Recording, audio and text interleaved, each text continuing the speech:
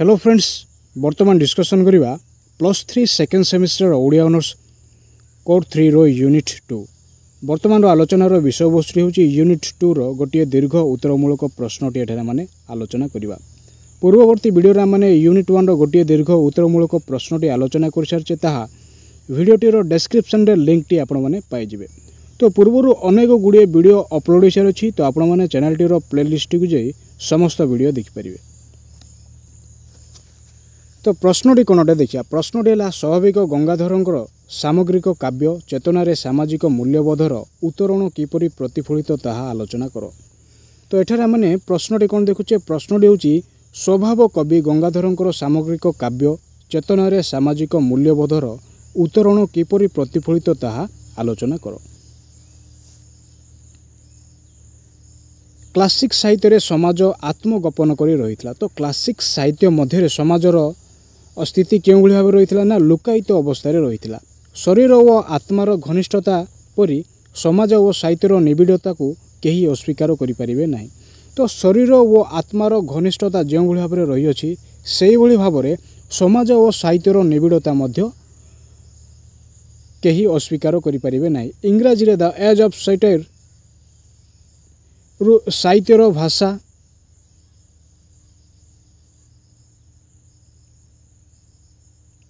साहित्य समाज स्वच्छंदरे अवतरण करी ताहार भाव विभाग को निज मध्य प्रतिबिंबित करने को लगला।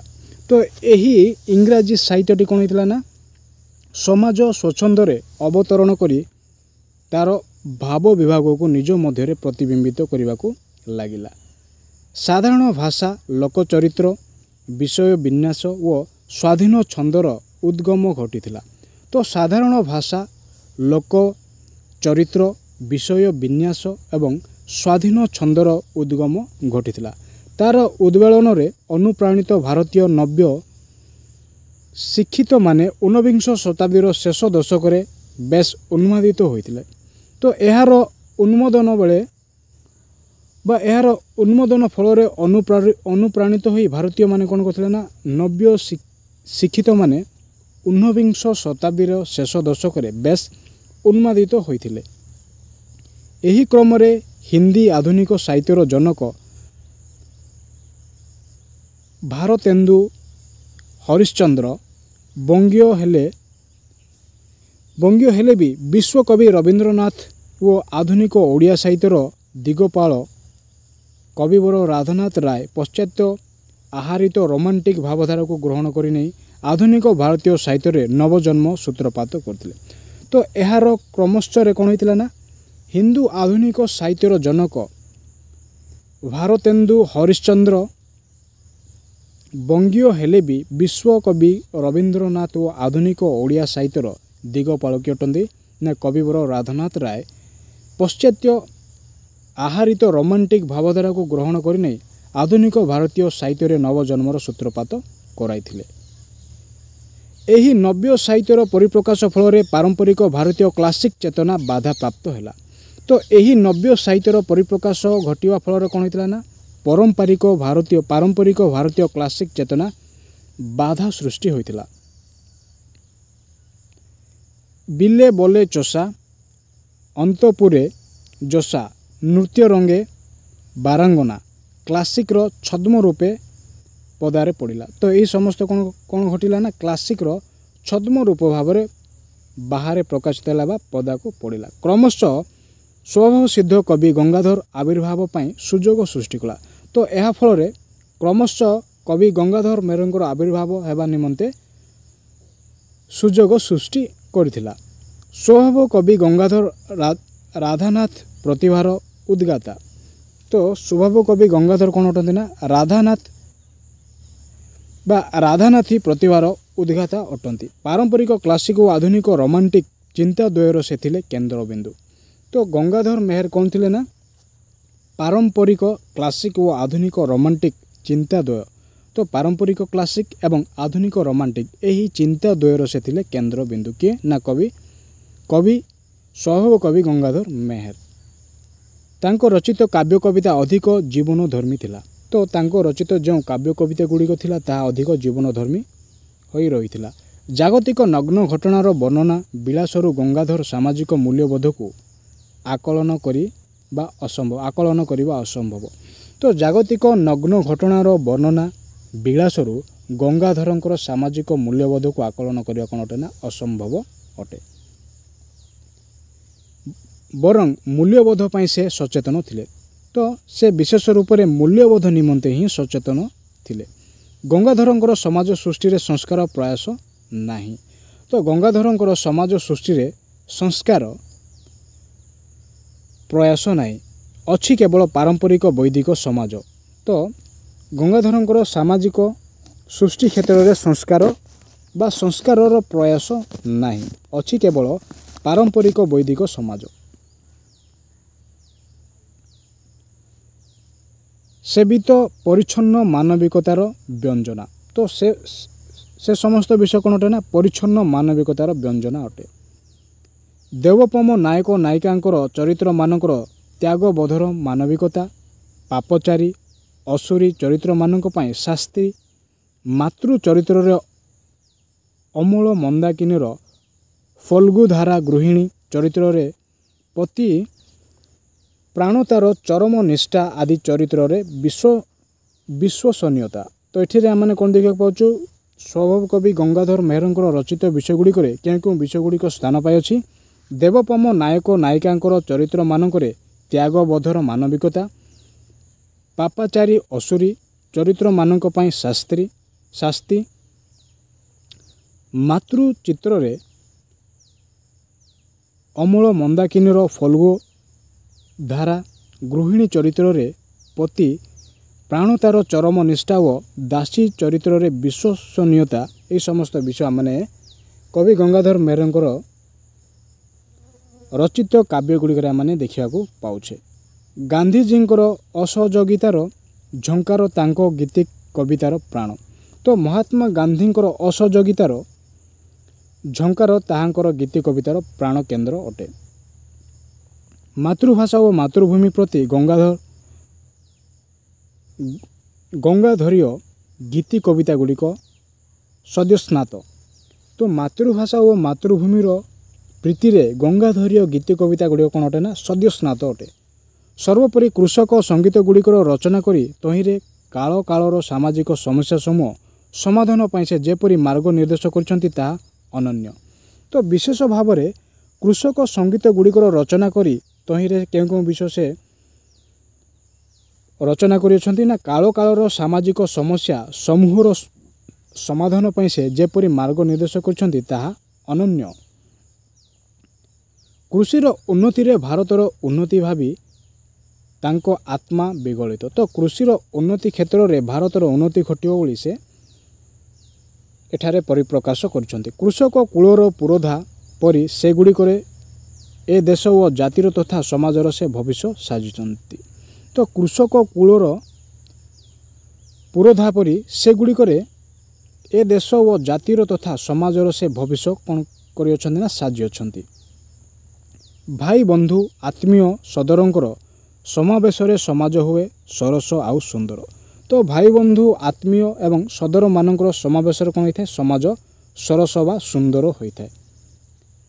ପିତାଙ୍କ ଉପଦେଶ, ମାତାର ଆଶ୍ୱାସନା, ବନ୍ଧୁବାନ୍ଧବଙ୍କର ସହଯୋଗ ଓ ସହାନୁଭୂତି ସଂସ୍କାର ଆଉ ପରିବାରକୁ ରମଣୀୟ କରି ଗଢ଼ି ତୋଳେ। ତ ପିତାଙ୍କର ଉପଦେଶ ଏବଂ ମାତାଙ୍କର ଆଶ୍ୱାସନା, ବନ୍ଧୁବାନ୍ଧବଙ୍କର ସହଯୋଗ ଓ ସହାନୁଭୂତି ସଂସ୍କାର ଆଉ ପରିବାରକୁ କ'ଣ କରିଥାଏ ନା ବିଶେଷ ଭାବରେ ରମଣୀୟ କରି ଗଢ଼ି ଉଠିଥାଏ ବା ଗଢ଼ି ତୋଳିଥାଏ।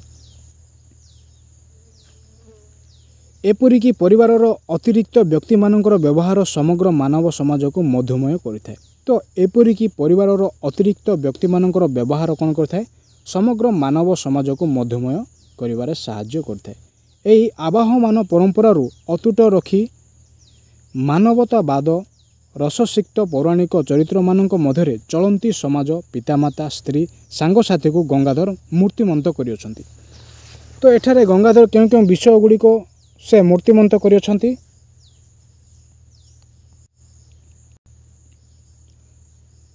ପୌରାଣିକ ଚିତ୍ରମାନଙ୍କ ମଧ୍ୟରେ ଚଳନ୍ତି ସମାଜର ପିତାମାତା, ସ୍ତ୍ରୀ, ସାଙ୍ଗସାଥୀକୁ ଗଙ୍ଗାଧର କ'ଣ କରିଅଛନ୍ତି ନା ମୂର୍ତ୍ତିମନ୍ତ କରିଅଛନ୍ତି। ବାଲ୍ମୀକି ଓ କର୍ଣ୍ଣୁଅ ମହର୍ଷିଙ୍କର ଚରିତ୍ରରେ ମାଆର ରୂପ ପ୍ରକଟିତ ହୋଇଅଛି। ତ ବାଲ୍ମୀକି ଓ କର୍ଣ୍ଣୁଅ ମହର୍ଷିଙ୍କର ଚରିତ୍ରରେ ମାଆର ରୂପ କ'ଣ ହୋଇଛି ନା ପ୍ରକଟିତ ହୋଇଅଛି। ଏବଂ ଅନୁସୂୟା ପ୍ରିୟମ୍ବଦା ଚରିତ୍ରରେ ବିଶ୍ୱସ୍ତ ସଖୀର ପ୍ରତିବିମ୍ବ ଉକୁଟି ଉଠିଛି। ପଲ୍ଲୀ ପ୍ରାଣର ଆନନ୍ଦ ମୁଖର କେଳାହଳମୟ ମେଳା ଉତ୍ସବ ପୂଜା ଅର୍ଚ୍ଚନା ଜନ୍ମୋତ୍ସବ ଆଦି ସଂସ୍କୃତିର ପ୍ରାଣ। ତ ସଂସ୍କୃତିର ପ୍ରାଣ ଗୁଡ଼ିକ କ'ଣ କ'ଣ ଅଟେ ନା ପଲ୍ଲୀ ପ୍ରାଣର ଆନନ୍ଦ ମୁଖର କେଳାହଳମୟ ମେଳା ମହୋତ୍ସବ ପୂଜା ଅର୍ଚ୍ଚନା ଏବଂ ଜନୋତ୍ସବ ଆଦି ହେଉଛି ସଂସ୍କୃତିର ପ୍ରାଣ ଅଟେ। ପ୍ରିୟ ପରିଜନ ସମଷ୍ଟିରେ ଏକାତ୍ମ ଭାବବୋଧରେ ଆମ ଘର ସୁନ୍ଦର। ତ ପ୍ରିୟ ପରିଜନଙ୍କର ମିଳିତ କ'ଣ କରିଥାଏ ନା ଏକାତ୍ମ ଭାବବୋଧରେ ଘରଟି ସୁନ୍ଦର ହୋଇଥାଏ। 12 ମାସରେ 13 ପର୍ବ ପାଳନରେ ଆମର ଆଧ୍ୟାତ୍ମିକ ଧର୍ମଧାରଣା ସ୍ୱୟଂ ସମ୍ପୂର୍ଣ୍ଣ ଓ କାଳସିଦ୍ଧ। ତ 12 ମାସରେ 13ଟି ପର୍ବ ପାଳନ କ'ଣ ହୋଇଥାଏ ନା ଆମର ଆଧ୍ୟାତ୍ମିକ ଧର୍ମଧାରଣା ସ୍ୱୟଂ ସମ୍ପୂର୍ଣ୍ଣ ଏବଂ କାଳସିଦ୍ଧ ହୋଇଥାଏ। ଆବହମାନ କାଳରୁ ଏସବୁ ସାମାଜିକ କର୍ମ ଆମ ସମାଜ ସେବିତ। ତ ଆବାହନ କାଳରୁ ଏସବୁ ସାମାଜିକ କର୍ମ କ'ଣ ଅଟେ ନା ଆମ ସମାଜ ସେବିତ ଅଟେ। ଏହି ମହାଭାରତୀୟ ପରମ୍ପରା ତପସ୍ୱିନୀ କାବ୍ୟରେ ଲବକୁଶଙ୍କର ଜନ୍ମୋତ୍ସବ ଓ ବ୍ରତୋପନୟନ ପ୍ରଣୟ ବଲ୍ଲରୀରେ ବିବାହ ଉତ୍ସବ ଓ ଶକୁନ୍ତଳାଙ୍କର ପିତୃଗୃହ ଗମନ ତଥା କିଚକ ବଧରେ ବନଦେବୀ ପୂଜୋତ୍ସବ ଓ ଉତ୍କଳ ଲକ୍ଷ୍ମୀଙ୍କର ନିରୋଜନା ଉତ୍ସବାଦୀରେ ମୁଦ୍ରାଙ୍କିତ। ତ ଏଠାରେ ଆମେ କ'ଣ ଦେଖୁଛେ ନା ମହାଭାରତୀୟ ପରମ୍ପରା ଅର୍ଥାତ୍ ତପସ୍ୱିନୀ କାବ୍ୟରେ ଆମେ କେଉଁ ବିଷୟ ଦେଖିବାକୁ ପାଉଛେ ଲବକୁଶଙ୍କର ଜନ୍ମ ଓ ବ୍ରତ ଉପନୟନ। ସେହିଭଳି ଭାବରେ ପ୍ରଣୟ ବଲ୍ଲରୀରେ ବିବାହ ଉତ୍ସବ ଓ ଶକୁନ୍ତଳାର ପିତୃଗୃହ ଗମନ ଏବଂ କିଚକ ବଧରେ ଆମେ ବନଦେବୀ ପୂଜୋତ୍ସବ ଓ ଉତ୍କଳ ଲକ୍ଷ୍ମୀଙ୍କର ନିରୋଜନା ଉତ୍ସବାଦୀରେ ଏଠାରେ ଆମେ ମୁଦ୍ରାଙ୍କିତ ହେବା ଦେଖିବାକୁ ପାଇଥାଉ। ଆମ ସାମାଜିକ ଜୀବନରେ ନୃତ୍ୟ ଗୀତ ବ୍ରତାଦି ପ୍ରଭୃତି ପରମ୍ପରା ଅଛି। ତ ଆମ ସାମାଜିକ ଜୀବନରେ ନୃତ୍ୟ ଗୀତ ବ୍ରତାଦି ପ୍ରଭୃତି କ'ଣ ଅଛି ନା ପରମ୍ପରା ଗୁଡ଼ିକ ରହି ଆସିଅଛି। ଘଣ୍ଟା ଶଙ୍ଖ କାହାଳି ଓ ମୃଦଙ୍ଗର ପବିତ୍ର ଧୂଳି ଭାରତୀୟ ଜନଜୀବନର ପବିତ୍ରତାର ଦ୍ୟୋତକ। ତ ଏଠାରେ ଆମେ କ'ଣ ଦେଖୁଛେ ଘଣ୍ଟା ଶଙ୍ଖ କାହାଳି ଓ ମୃଦଙ୍ଗର ପବିତ୍ର ଧୂଳି ଭାରତୀୟ ଜନଜୀବନର ପବିତ୍ରତାର ଦ୍ୟୋତକ ହେବା ମାନେ ଦେଖିବାକୁ ପାଉଛେ। ଏହି କ୍ରମରେ ରଙ୍ଗାଜୀବ ଗଙ୍ଗାଧର ଉକ୍ତ କାବ୍ୟ ଗୁଡ଼ିକରେ ସଂଯୋଜିତ କରି ଆମ ଚଳଣୀରେ ଏକାକାର କରିଅଛନ୍ତି। ତ ଏହି କ୍ରମରେ ରଙ୍ଗାଜୀବୀ ଗଙ୍ଗାଧର ଉକ୍ତ କାବ୍ୟ ଗୁଡ଼ିକରେ ସଂଯୋଜିତ କରି ସେ କ'ଣ କରିଛନ୍ତି ନା ଆମ ଚଳଣୀରେ ଏକାକାର କରିଛନ୍ତି। ଅନେକ କ୍ଷେତ୍ରରେ ପ୍ରକୃତି ନାରୀମାନଙ୍କର ପରି ହୁଳୁହୁଳି ଦେଇଛି। ତ ଅନେକ କ୍ଷେତ୍ରରେ ପ୍ରକୃତି କ'ଣ କରିଛି ନା ନାରୀମାନଙ୍କର ଭଳି ହୁଳୁହୁଳି ଦେଇଅଛି। ଜଳଧାରର ନୃତ୍ୟ ଭ୍ରମଣର ବୀଣାବାଦନ ତମସାର ମୁହୁର୍ମୁହୁ ମୀନ ନୟନରେ ସତୀ ସୀତାଙ୍କର ଶୁଭାଗମନକୁ ଅନେଇ ରହୁଥିବା ଗଙ୍ଗାଧର ଘୋଷଣା କରି ସ୍ୱକୀୟ ସାମାଜିକ ଦୃଷ୍ଟିକୁ ତ୍ୱରାନ୍ୱିତ କରିଛନ୍ତି। ତ ଗଙ୍ଗାଧର ମେହେର ଏଠାରେ କେଉଁ ବିଷୟକୁ ତ୍ୱରାନ୍ୱିତ କରିଛନ୍ତି ନା ଜଳଧାରର ନୃତ୍ୟ ଭ୍ରମଣର ବୀଣାବାଦନ ତମସାର ମୁହୁର୍ମୁହୁ ମୀନ ନୟନରେ ସତୀ ସୀତାଙ୍କର ଶୁଭାଗମନକୁ ଅନେଇ ରହିଥିବା ଗଙ୍ଗାଧର ଘୋଷଣା କରି ସ୍ୱକୀୟ ସାମାଜିକ ଦୃଷ୍ଟିକୁ ତ୍ୱରାନ୍ୱିତ କରିଅଛନ୍ତି।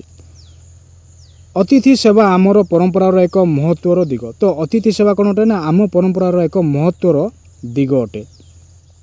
ବ୍ରହ୍ମ ସାପର ମୁକ୍ତି ଥାଇପାରେ ଚର୍ଯ୍ୟ ଅପରାଧରୁ ନିଃସୃତ ମିଳିପାରେ ମାତ୍ର ଅତିଥି ବୈରତା ଠାରୁ ପାପ ନାହିଁ ଯାହା ଆମର ପରମ୍ପରା ସିଦ୍ଧ।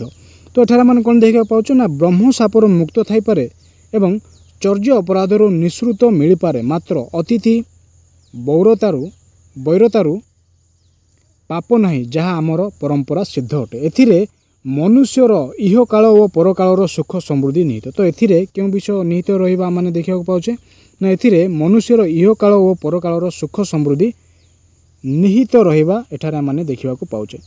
ଅତିଥି ସେବା ସତ୍ୟ ଯେମିତି ଭାରତୀୟ ଜନତା ଜନାର୍ଦ୍ଦନର ଜନ୍ମଗତ ଅଭ୍ୟାସ।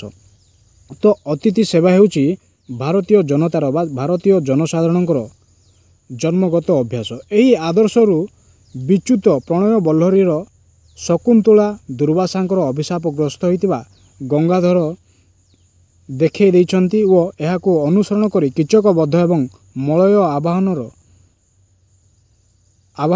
ଆବାହନରେ କବି ଅତିଥି ପରିଚର୍ଯ୍ୟାର ମହାନ ପରମ୍ପରା ଉପସ୍ଥାପିତ କରିଅଛନ୍ତି। ତ ଏଠାରେ ଆମେ କ'ଣ ଦେଖିବାକୁ ପାଉଛେ ନା ଏହି ଆଦର୍ଶରୁ ବିଚ୍ୟୁତ ହୋଇ ପ୍ରଣୟ ବଲ୍ଲରୀର ଶକୁନ୍ତଳା ଦୁର୍ବାସାଙ୍କର ଅଭିଶାପଗ୍ରସ୍ତ ହୋଇଥିବା ଗଙ୍ଗାଧର ଦେଖାଇ ଦେଇଅଛନ୍ତି ଏବଂ ଏହାକୁ ଅନୁସରଣ କରି କୀଚକବଧ ଏବଂ ମଳୟ ଆବାହନରେ କବି ଅତିଥି ପରିଚର୍ଯ୍ୟାର ମହାନ ପରମ୍ପରା ଉପସ୍ଥାପିତ କରିଅଛନ୍ତି।